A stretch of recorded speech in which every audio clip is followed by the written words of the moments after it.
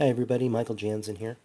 I'm going to show you in this video, how I block spam spiders from copying content from a blog. It's fairly straightforward. The first thing I do is I set up a Google alert for a keyword that might appear in one of my blog posts, like my name. You could also do, this is a little tricky and a little cumbersome, but you could use a, um, a unique tag in your post too, and then set up a Google alert for that tag. And then when that tag appears somewhere, because it's unique, you would then know that came from content straight from your blog. I prefer just to use my name because all my posts have it in it. And as you can see here, this was actually a post that I did. This second one here is not, but it does have my name, and it looks like it got scraped off of something. So let me go ahead and click on it and find out. So this is definitely a spam site, right? A bunch of links. If I scroll down, I'll find that there's a bunch of text at the bottom, including my name. And if I look at this just for a moment, I'll see that this isn't really content I wrote, and there's actually a bunch of people's names here. So this is probably some kind of spam spider that's going around and grabbing content from multiple sources and then aggregating it into one post. So like I can spot some things that I have blogged on and some that are completely foreign to me. But anyway, I don't want this site, 100webspace.net,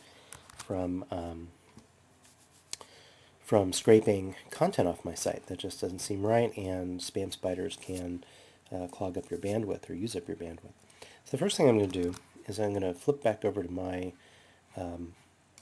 blog, my control panel, and I'm using a plugin called Robots Meta.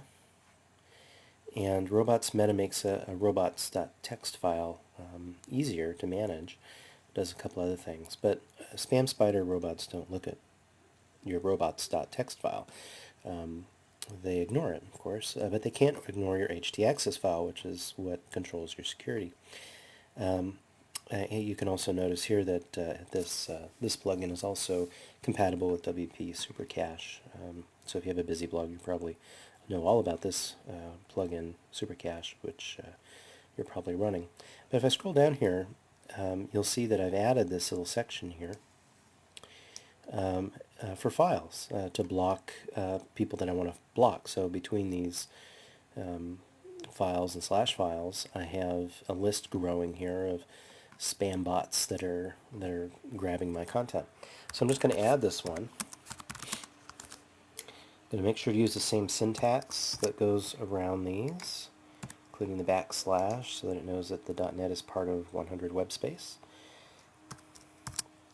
And now I'm going to go run and grab over here at dnswatch.info the IP address for this domain name, which is 6640.66.171. Copy that. Go back over to my robots file here. Actually, I'm going to put this up top. And it doesn't really matter what order these are in.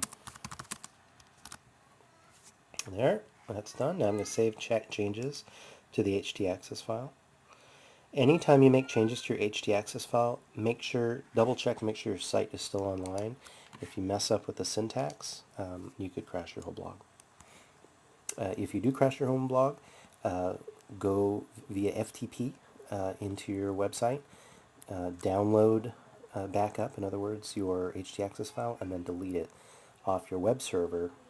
Then open your saved copy, fix the error or remove what you just did, and then upload the new htaccess file again. That's probably the safest way to bring your website back up if you mess up editing your htaccess file. So now let me explain what I just did, or why I just did it, or what will happen now. Anybody on this list, this shit list here, will basically get a not authorized error from Apache, the web server software, when when that domain or IP address tries to access my site. So if it's an automated spider that's running on this server that is hosting this website, and I imagine it is, you're not 100% sure, of course, unless you check your web server logs and go through that effort. But the chances are high that this spammer is running a script right on the same server and building these pages dynamically with this automated script. And now this automated script will get a big refusal, basically, from my site when it tries to grab my content. And that's pretty much it. So if you have any questions, feel free to poke me a comment.